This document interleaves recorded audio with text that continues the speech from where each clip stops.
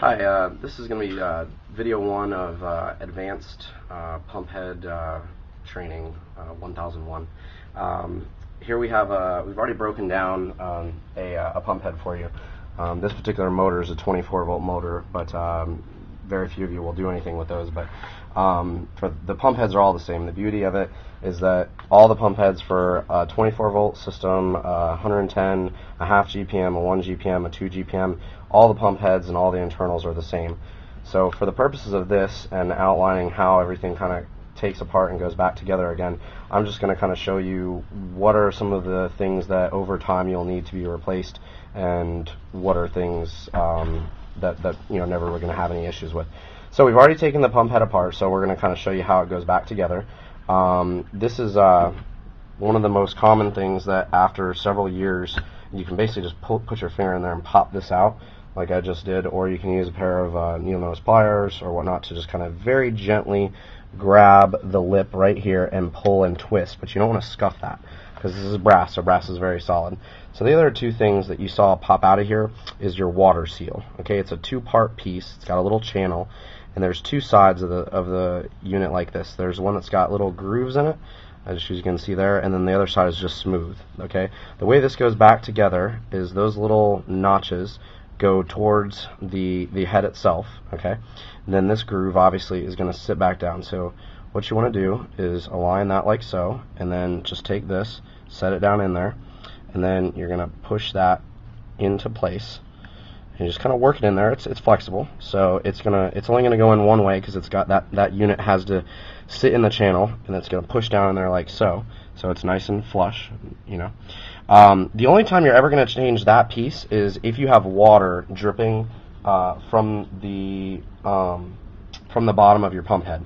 It's the only time that means that particular seal is having an issue. Or if you go ahead and, I mean, when you take the whole pump apart, when you go to replace your oil seals right here, you'd see those anyways if there was an issue with it, and then you could change those as well. Next is your oil seal. That's right here. So we're gonna take it and put it back in. There's a little bit of a flange. It really can only go one way. The flange is gonna go face down, and so you're just gonna put it back in there like so, and just push it firmly in. So normally you'd replace all three of these if you're having an oil seal problem. You'll know you're having an oil seal problem by there will be water in the oil chamber in here. Any others? Oh, you'll have water on the line. You also have water in water and oil coming out. Yeah, you'll have water and oil coming out of your nozzles, obviously. But you'll notice that your oil reservoir will change color. It'll be white. It'll be white because that you'll see if you look closer, you'll say, okay, there's water and oil in there. So once those are back in, not too much more to do. But the other thing that comes with this kit are going to be these rubber O-rings that also come with it, and those just pop out with needle nose, right? Those just pop out with needle nose. Okay, so you'll replace these as well when you change these out, and those just basically pop in like so. So yeah, they just kind of sit right in there. So now we've got those back in. Next phase is going to be these are, call them your pistons, if you will. These are there's a wobble plate that spins on, right here, on the motor. Back up. This spins a wobble plate right here, and this plate right here is at an oddball angle, and so when this spins, it wobbles and pushes these pistons in. So you're not. That wobble plate is at an uneven thing, so as it spins in unequal, it pushes in on these, and that's the basic motion of the pump. So we're going to go ahead and put these, back up a little, we're going to go ahead and put those in.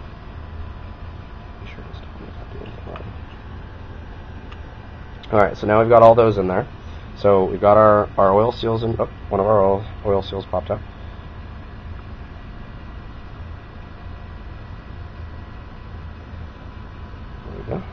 So now we're going to go ahead and put this and realign it like so, and there's a star bolt pattern inside there. So we're going to go ahead and take these, make sure you don't lose your O-ring, Allen key,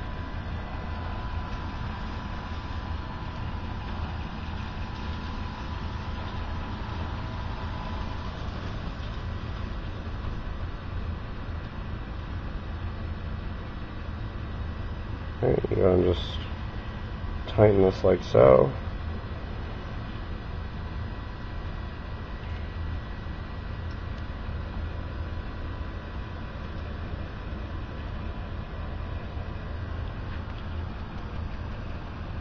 And make sure you don't drop your washer, which I just did.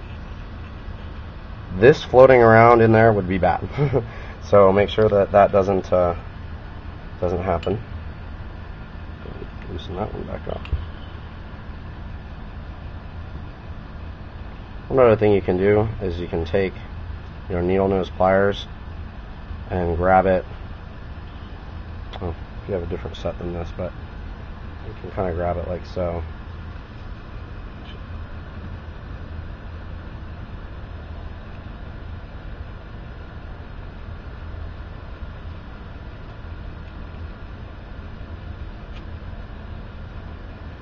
Most important thing is just make sure the O-ring stays on until you get it lined up in place, like that.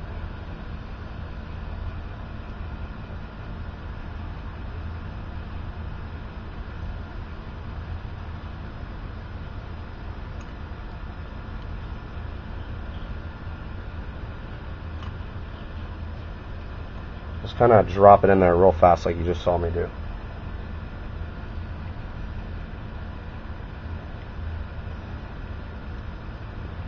So I'm just going to take it on the end of there and just go 1, 2, 3, boom, just drop it down, verifying my O-ring is on there. You can't really see that, but it's down there. Spin it around real fast. Okay, now I'm going to make sure those are nice and snug. Okay.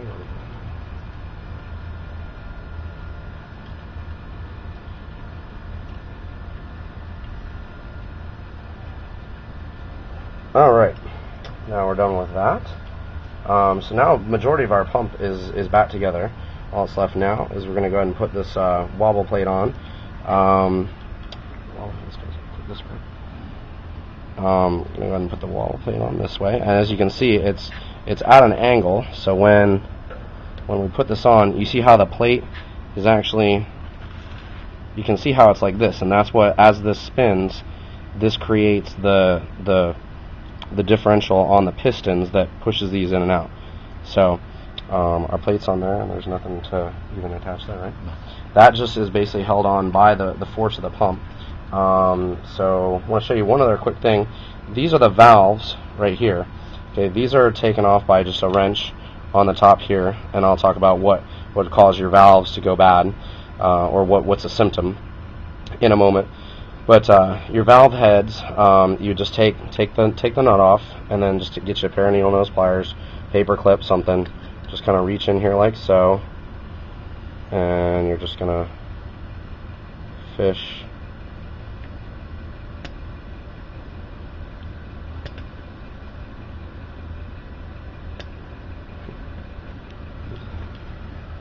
Thank you. Better pair of needle nose pliers. Those are flat. These will actually go down in the sides.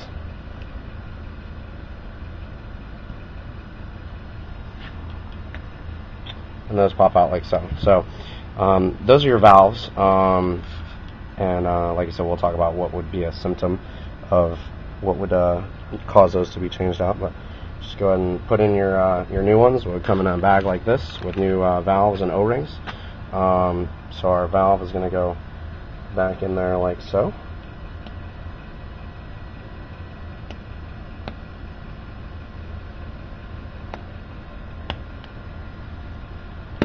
There you go. It makes a very nice tight fit. That's the other part of the valve kit, is the O-ring that goes on here. And so we're just going to put this back on like so.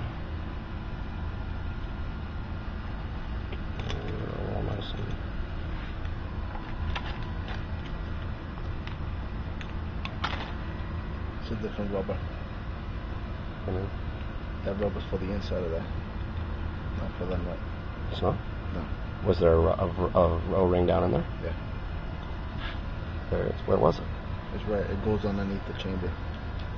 You get to it that way, right? Yeah. Well, I'll edit that out.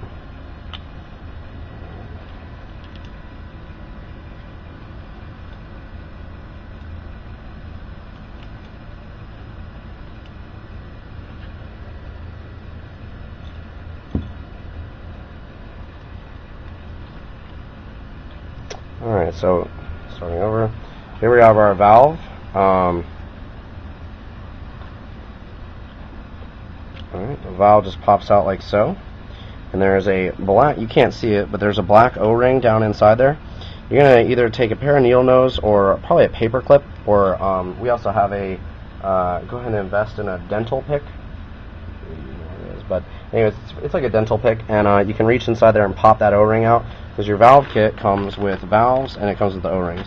That O-ring just pushes down there right at the bottom. So you would replace your valves, put your new valves back in like so, inside there. I'm going to go ahead and retighten it. And you've just changed out every internal of the pump head. Actually,